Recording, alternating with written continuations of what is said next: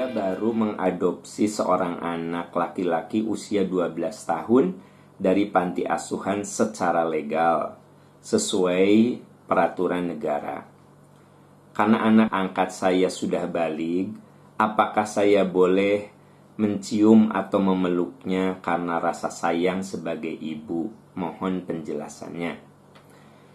Ya, pertama, kalau bicara tentang anak angkat, saya perlu tegaskan bahwa anak angkat itu adalah bukan anak kita.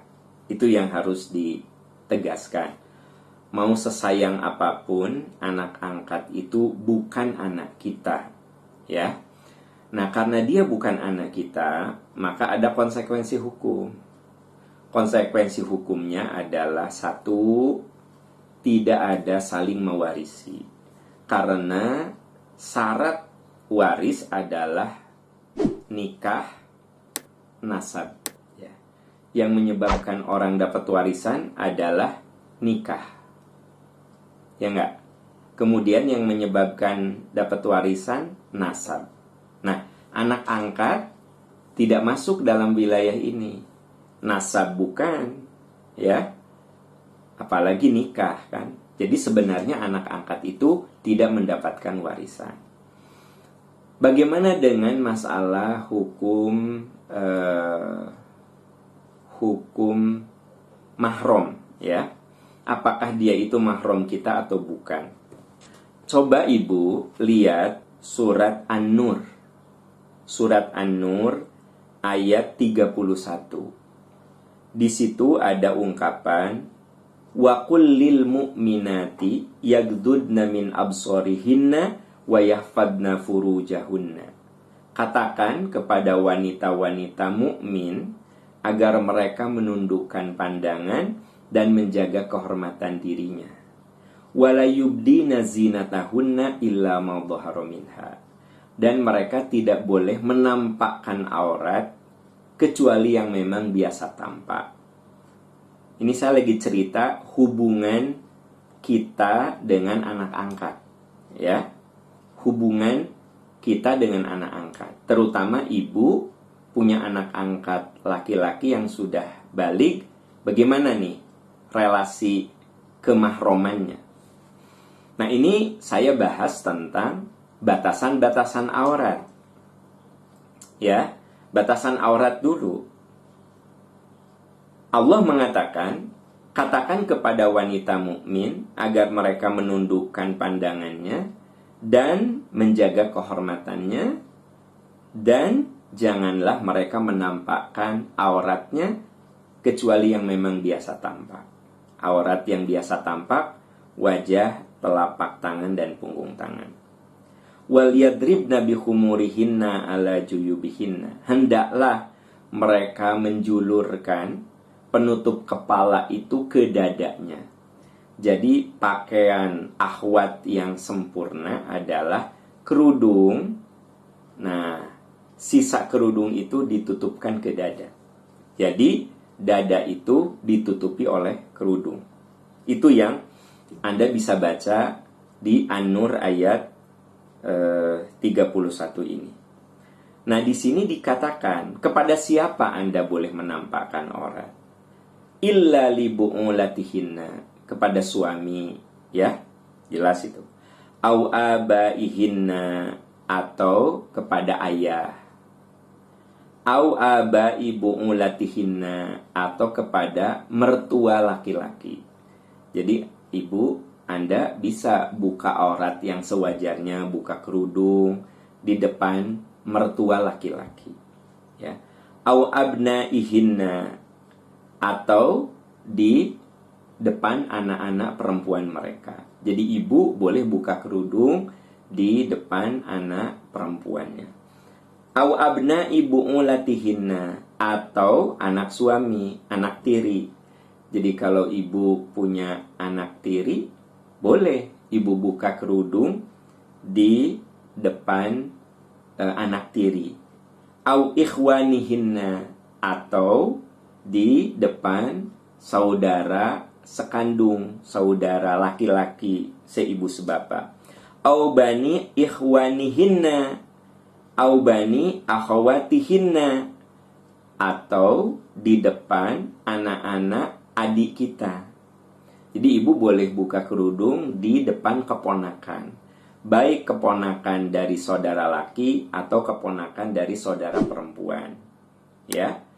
Au nisaihinna, atau di depan sesama perempuan. Di depan sesama perempuan muslim, Anda boleh membuka kerudung, membuka aurat. Au ma malakat aimanuhunna, atau di depan hamba sahaya. Awit tabi'ina ghairi ulil irbati minar rijal, atau di depan orang-orang yang ikut kamu dan dia tidak ada selera, sudah tidak ada selera lagi. Nah, ini kalimat penting. Awit tabi'in, orang yang ikut kamu. Ghairi ulil irbati minar rijal, dia tidak ada selera ke laki-lakian. Nah, kalimat ini tolong diperiksa, diperhatikan. Ghairi ulil irbati minar rijal, laki-laki yang mengikuti kamu, yang ada di rumah kamu, tetapi tidak ada selera seksual. Ya. Bisa karena sangat tua, bisa memang karena dia tidak punya selera estetik kepada perempuan. Nah, salah satunya adalah boleh jadi orang yang kita angkat sebagai anak, dia juga melihat Anda tidak ada selera seksual. Murni dia melihat Anda sebagai ibu. Jadi yang dimaksud dengan tidak ada selera seksual tuh bukan berarti dia tidak normal, bukan. Tapi anak angkat Anda itu sudah benar-benar merasa Anda itu ibunya. Sudah tidak ada selera apapun kecuali ketika dia memeluk seperti memeluk ke ibu. Ya. Anda boleh membuka kerudung di depan mereka. Ini teksnya ada. Awit tabi'ina ghairi ulil irbati minar rijal. Tabi'in itu di sini artinya dia tidak ada hubungan kekerabatan. Nah, anak angkat itu kan boleh jadi tidak ada hubungan kekerabatan. Kecuali kalau Anda ambil anak angkat, dia keponakan Anda ambil sebagai anak angkat, kan udah jelas itu mah, ya, mahram. Nah, ini mah Anda ngambil dari yayasan dan Anda ambil secara sah, secara negara, kan gitu. Nah, ini kategorinya awit tabi'ina ghairi ulil irbati minar rijal. Orang yang dia itu tidak ada selera kepada perempuan. Awitif lilladzina lam yadharu ala auratin nisa. Dan kita pun, kaum wanita, boleh membuka aurat di depan anak-anak yang belum mengerti aurat. Nah, ini ayat berbicara tentang kepada siapa saja wanita itu boleh menampakkan aurat. Ya, Anda lihat di surat An-Nur ayat 31. Dari ayat ini ada kalimat penting. Awit tabi'ina ghairi ulil irbati minar rijal. Orang-orang yang ikut kamu, ya, yang ada di rumah kamu, tetapi dia tidak ada selera kepada perempuan. Nah, gitu. Nah, itu kalimat penting untuk menjelaskan relasi antara ibu angkat dan anak angkat. Kalau anak Anda sudah benar-benar merasa ke Anda sebagai ibu, ya, Anda juga ke dia sebagai anak. Nah, mirip seperti ada orang yang sudah sangat tua. Saya misalnya, itu bukan mahram saya, bukan ibu saya, tapi saya sudah anggap ibu. Bahkan dia seumur dengan ibu saya, ya kan? Saya suntangan, saya peluk, itu termasuk saya termasuk apa?